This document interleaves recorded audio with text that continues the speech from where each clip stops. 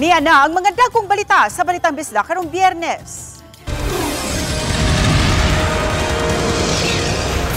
Cebu City gipaubos sa state of calamity nunot sa epekto sa halapad nga pagbaha. Flood control project sa Mandawi City gitarget nga humanon karong tuiga. Tulo ka mga minor de edad nga natrap sa kusog nga bulog sa suba gipang rescue. Ug mga PDL sa Talisay City Jail ug Cebu City Jail ni graduar sa alternative learning system. Kini ang GMA Regional TV, Balitang Bisda. Hapon, ako si Cecil Kibod Castro.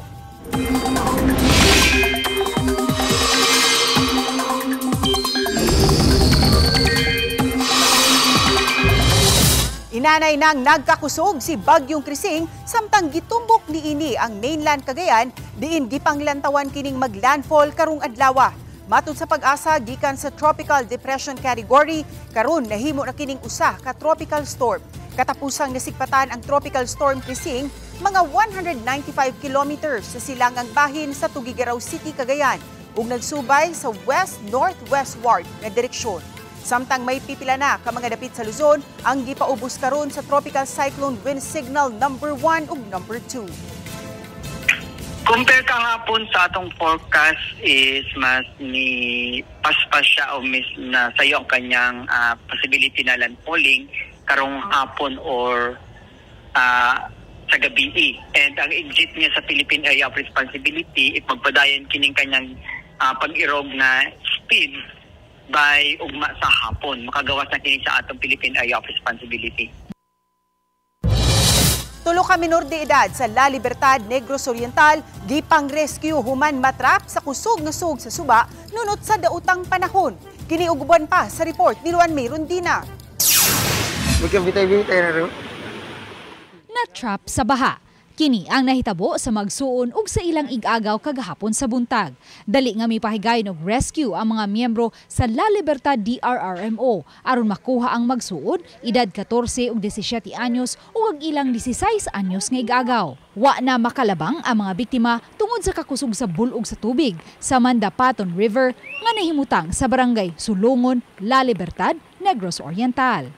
Matod sa local DRRMO sa La Libertad, natug ang tulo ka minor de edad sa ilang payag nga gipabarog sa isla nga anaa sa tunga sa suba. Wala na makabiya sa dapit ang tulo sa kakusog sa sug. Tungod niini, daling nagpatabang ang mga ginikanan sa rescue group. Giangkon sa usa ka opisyal sa DRRMO nga naglisod sila ug wa dayon nila makuha ang mga batanon tungod sa kakusog sa bulog sa tubig. Dihang mihinay na ang sug, dinhi na nila gihimo ang ilang rescue operation. Luwas nga nakuha ang tulo sa wala pa ni balik sa pagsaka ang level sa tubig sa La Libertad River. Di man din na maagian dyan siya unta o buwan ako nga baha. Akatakaning mo, di na siya kaay mo lalong diha.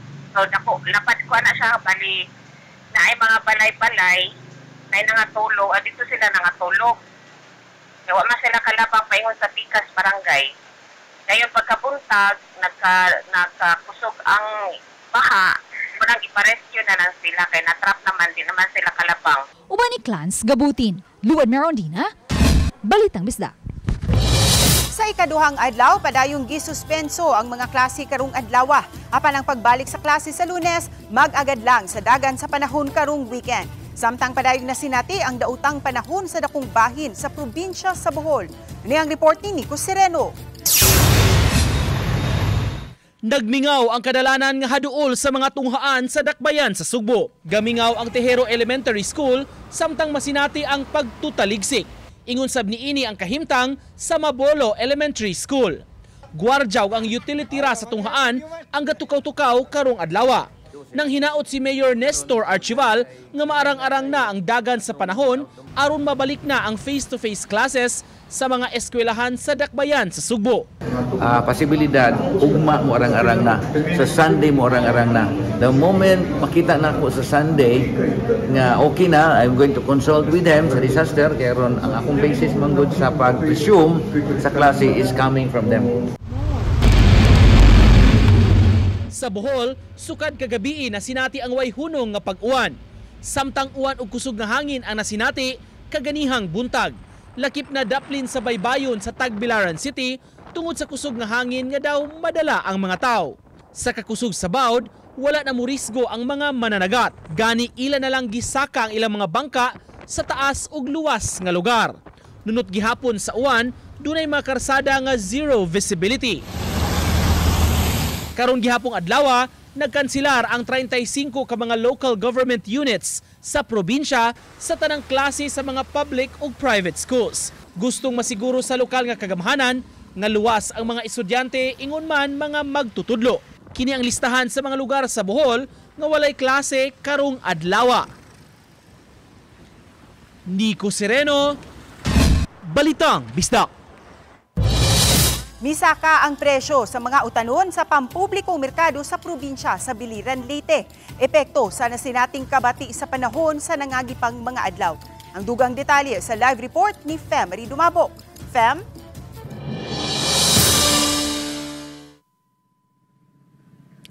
Hinuon ses ang presyo sa mga isda guban pang mga seafoods ang wala ray pagsaka o pagmahal diha sa mga pampublikong merkado sa Biliran Province. Tungod sa kabaluron sa dagat, wala una tuguti makalawig ang mga pambot nga maghatod sa mga pasahero sa duha ka isla sa Biliran. Apan adunay biyahe padung og gikan sa silingang probinsya sama sa Leyte. Padayno sab matud pa ang pagsupply sa isda gikan sa Tacloban City ug Giwan Eastern Samar. Ang presyo sa mga isda naa sa 160 pesos ngadto na sa 400 pesos ang kilo.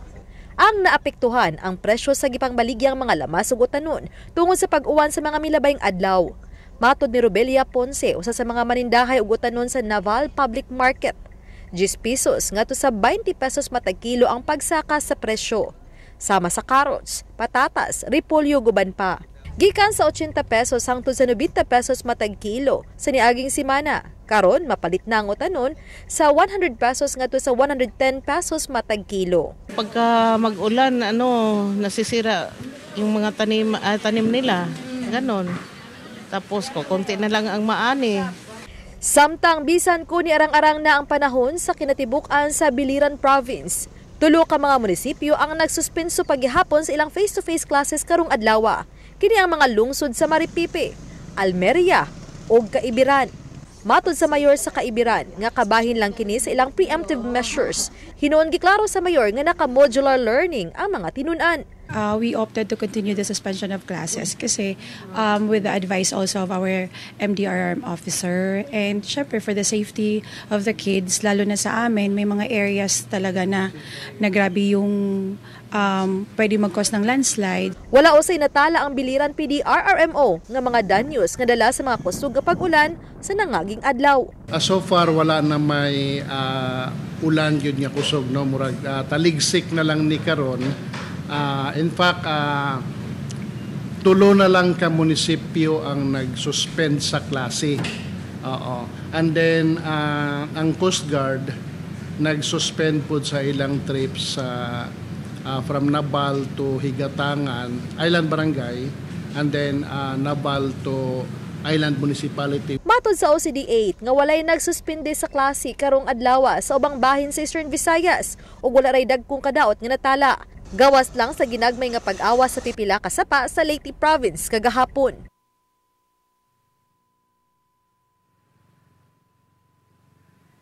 Ses padayon ang close coordination ug monitoring sa OCD8 sa tanang mga LGU sa Rehiyon 8 sa posible pang epekto sa hinungaw sa bagyong Krising dinhi sa tibuok rehiyon. Hinuon sa tuwang pagbadhas gikan sa Biliran Province agi sa mga kalungsuran sa pipila diha sa Leyte Province hangtod na sa Tacloban City ug palabang dinhi sa Samar area. Aduna gyud makasinati kita og paghaguro sa kusog nga hangin ug panagsang mga pag-ulan-ulan. Apan gihulagway kini sa OCD8 nga generally mas maayo na kining panahon karong adlaw ikumpara sa nangaging mga adlaw. Ses Dagang salamat, Fem Marie Dumabok. Kini ang GMA Regional TV, Balitang Bisdak.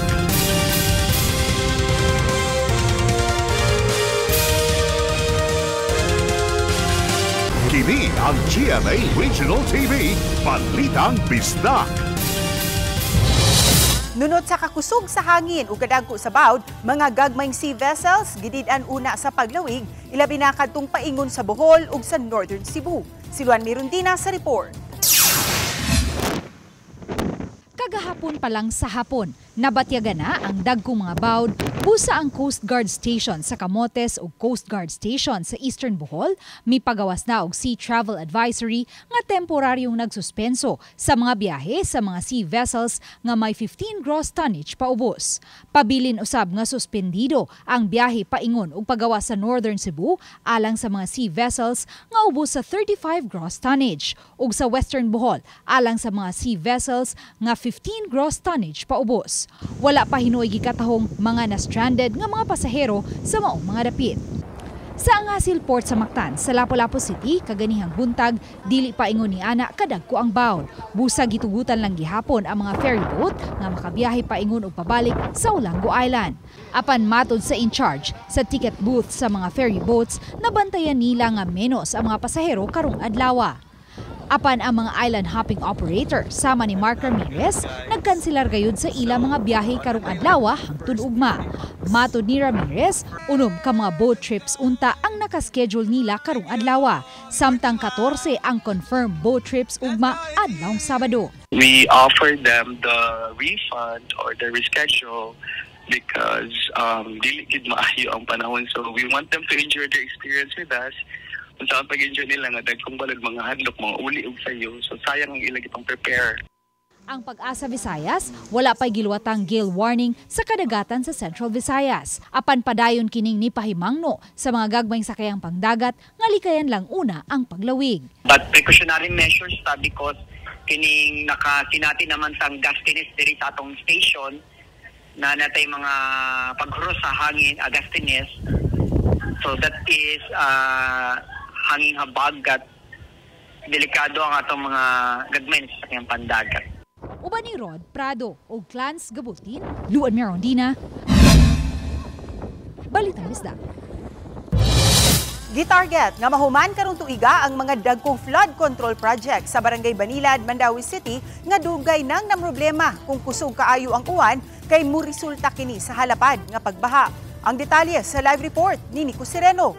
Nico?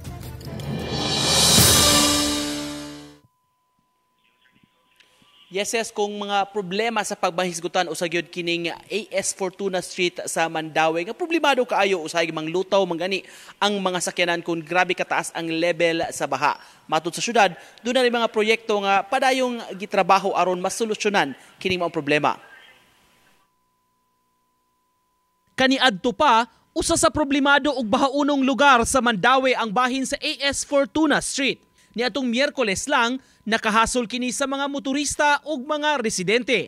Dihang lugara, ang syudad dunay gitrabaho nga mga flood control projects nga mitadlas sa mga private establishments. Sama nining parking lot sa usa ka funeraria kun diin nagsubay ang creek. Ngadto na sa usa ka warehouse sa may sitio Orel, Banilad nga gikabkabsab ang parte niini kung asa nag-agi ang tubig para mabutangan sa mga box-type culverts. Ang proyekto sa syudad, kung makumpleto, mu-align o musumpay sa gitrabaho na sa DPWH. Ang proyekto, dunay kinatibuk ang budget nga 171 million. 63 million nagikan sa budget sa Mandawi City ug ang nahabilin ubos sa DPWH. Apan sa pagtrabaho, dunay mga panimay nga anaa duol sa creek nga maapektuhan. Muabot sa 38 ka mga balay ang iparelocate sa laing yuta sa maong barangay gihapon. Usa sa among problema kaning pag-implement sa mga interior nato nga waterways nga naay mga IS, informal settlers. So ang DP civil works man natong kwarta. So magpatabang mi nilang mayor sa City of Mandawi para ma-relocate. Ang ato lang ma-subdivide na para mahatagan na sila sakto dyan nilang lugar. With coordination mo hangyo jud mi sa LGU Mandawi. Si Ginang Lilibeth sa sitio Orel sa Pasapa mitudlo kung asa kutob ang level sa baha nga ilang nasinati ni adtong miaging adlaw lang. Sa sulod sa iyang balay, gipanghikta na ang ilang mga aparador o gipasaka ang mga butang pagpangandam daan. Dili dapita sir ay. Lutaw jud tanan among mga kuan. Puti paita pro tubig dili dapita kay ari naman agi ko diri tubig. Among hangyon ta kun ano naman ginang sa padina palutsan jud nagdako nga informal sir. Kung sa una abot matog sa Tagaliog, hopefully tagatuhod na lang ang after ma-completed ni ang project kay ato mag-move ato magigibalhin ang bulk of sa tubig dire sa lain na lugar no until mahuman ni siya ang long term nato na project.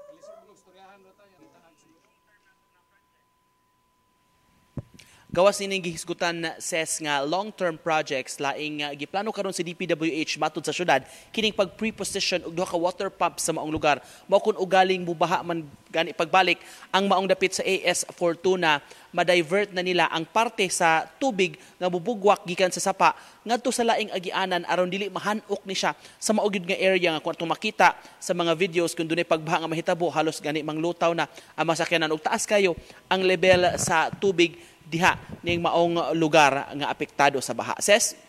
Dagang salamat, Nico Sereno. Taliwa sa daotang panahon, wala misaka ang presyo sa mga palaliton sa Mandaue City Public Market. Sa ilang isdaan, dili hinuon kaayo daghan ang nag-display o naninda karon. Kay minus ra kuno ang nanagat. Maong dili kayo daghan ang stock sa seafood. Apan matud sa mga manindahay, wala ra kaayoy pagsaka sa presyo sa ilang baligyang isda. Pareha ra usab sa miaging mga adlaw. Samtang sa karnihan nga portion sa merkado, matud sa manindahay ug baboy, mas daghan og supply. Hinuon sa ilang baligya, nakakuha na usab kuno sila gikan sa laing probinsya. Depende sa parte, mapalit ang baboy sa tag 350 pesos kada kilo. Samtang sa manukan, adunay tag 210 pesos kada kilo sa whole chicken. Daghang supply sa baboy ron. Kay mailan man namo dinhi kay kung daghan og supply, daghan halos na mga tila makaihaw. Not like itong mga the other months, wala raman sa. Pero ang supply na Nihit, no? Nihit. Oh, kanini asya diha raman ni sa wano gikuha. War. Munggo ra war. Ngano ni hitron? Sa hangin sir. Operational na sugod karong adlaw ang second parallel runway sa Mactan Cebu International Airport. Usa ka high epekto niini sa operasyon sa nahisgutang tugpahanan. Sayranta sa report ni Luan Mayrondina. Alas 3:34 kaganihang kadlawon, nitugpa sa second parallel runway sa Mactan Cebu International Airport ang Jeju Air 7C-2177 gikan sa Incheon, Korea. Kini ang labing unang aircraft nga nakatugpa sa second parallel runway sukad kini gibuksan kaganihang kadlawon. Pagka alas 3:42 usab sa kadlawon ang Cebu Pacific Flight 5J5108 nga paingon sa Osaka, Japan, ang labing unang aircraft usab nga naka-take off sa maong runway. Ang 2,560 meters nga parallel runway gilaumang makapalambo pa sa mga flight operation. Labing una usab kini lukup nasod. Matod ni Julius Neri Jr., General Manager sa Mactan Cebu International Airport, nga operational lang una kini matag adlaw gikan sa alas 3:30 sa kadlawon hangtod sa alas 11:30 sa buntag. Kini samtang padayon ang repair and rehabilitation sa primary runway sa nisgutang mga oras. Gani atol sa pagbukas sa second parallel runway, padayon usab ang pag-ayom-ayom sa primary runway. Hinuon matod ni Neri, gamiton gihapon ang primary runway matag adlaw sulod sa 16 ka oras. Right now, our operations, because you have to have a concept of operations, it's only for one runway at a time. Now, when the time comes na puno na atong flights, then of course we can use one runway for takeoff and one for landing. But dili pwede simultaneous takeoff, simultaneous landing. Kahinumduman niadtong Sabado, nakasinati og delays ang 89 ka mga flights sa Mactan Cebu International Airport nunot sa gihimong repair and inspection sa primary runway. Mukabat sa kapin 887 million pesos ang repair contract cost sa primary runway nga adunay gitason nga 3.3 kilometers. Uban ni Rod Prado ug Clans Gabutin, Luan Mayrondina. Balitang Bisdak. Kini ang GMA Regional TV, Balitang Bisdak.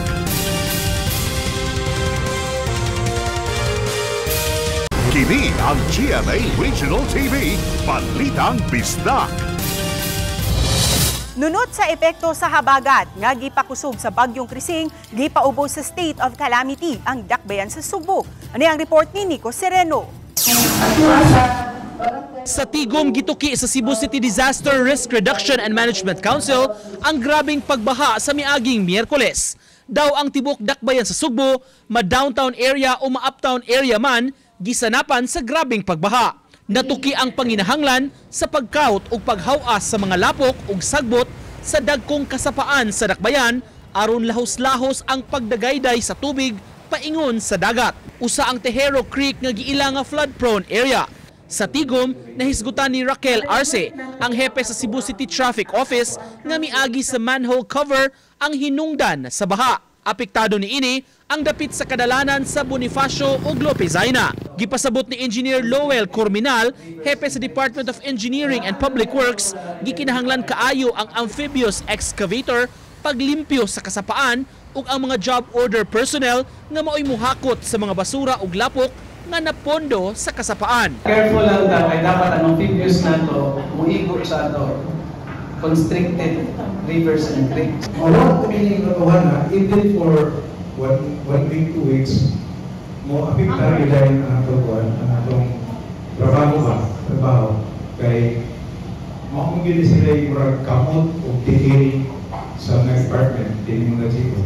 Gipasalig hinuon sa City Budget Office, dunay igong pondo sa Local Disaster Fund magamit sa pagtubag sa mga panginahanglan. Out of the 810, 12,350,000 ra ang ipunay process for payments. So natay an obligated balance of 197,840,625. Subay sa kadako sa panginahanglan ug mahatagan sa dinaliang pagtagad, gipaubos sa Cebu City Disaster Risk Reduction and Management Council ang dakbayan sa Sugbo sa state of calamity.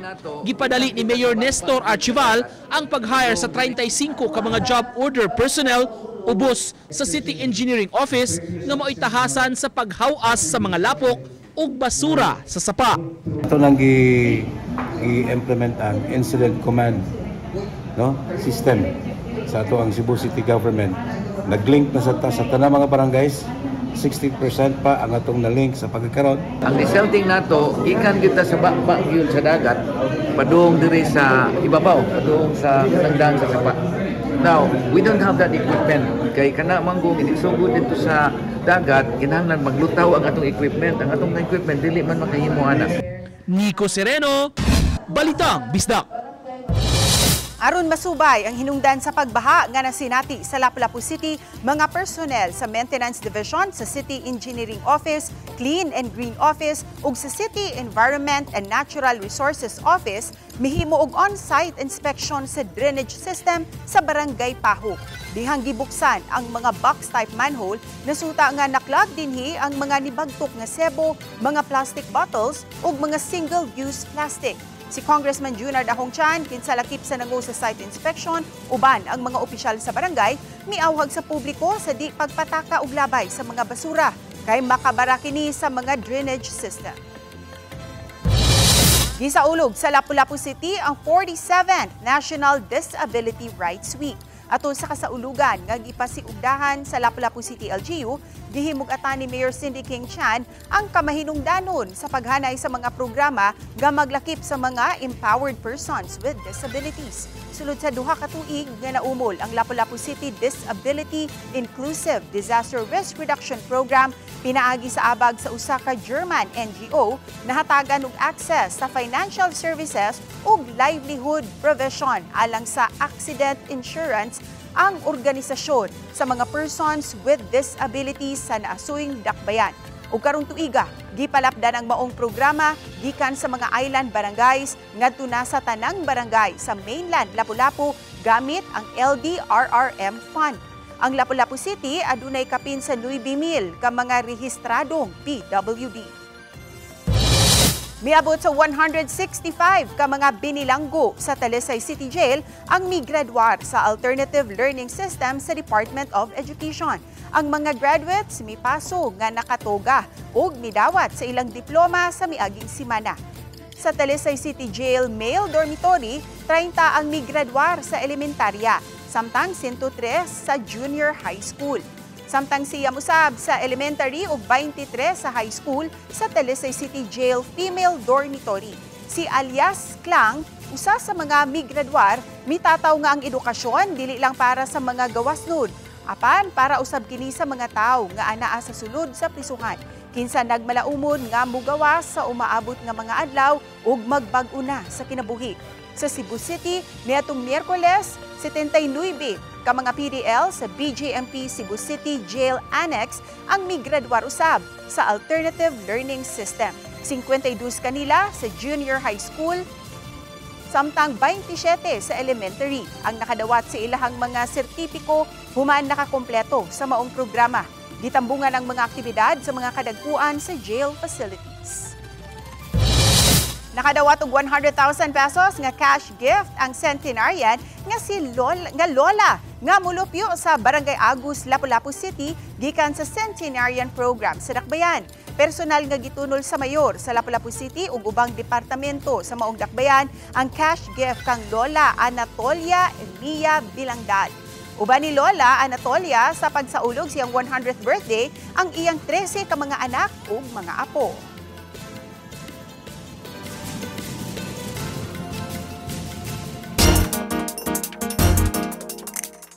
Sampot mga himong kabahin sa nagunang leading broadcast network nga GMA Network ani ay mga bakanting trabaho alang kaninyo.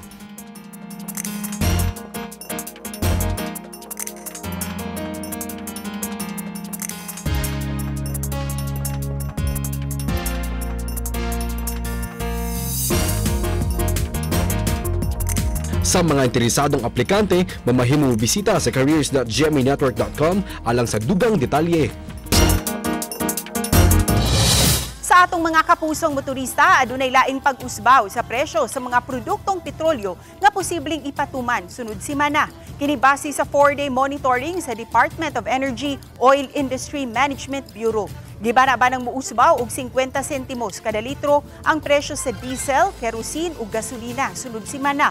Ang pag-usbaw sa presyo epekto sa demand sa produktong petrolyo ug sa taripa usab nga gideklarar ni US President Donald Trump karong semana. Wala na'y makapugong pa sa mga clashers sa pagkabuot sa ilang mga pangandoy. Baw ng ilang tagsa-tagsa ka mga tingog. Niadtong Domingo, nagsugod na ang kompetisyon tali sa mga clashbackers o mga bag-ong clashers. Adunay nahuman na ang journey. Apan aduna say nagpadayon sa pagkabuot sa ilang pangandoy.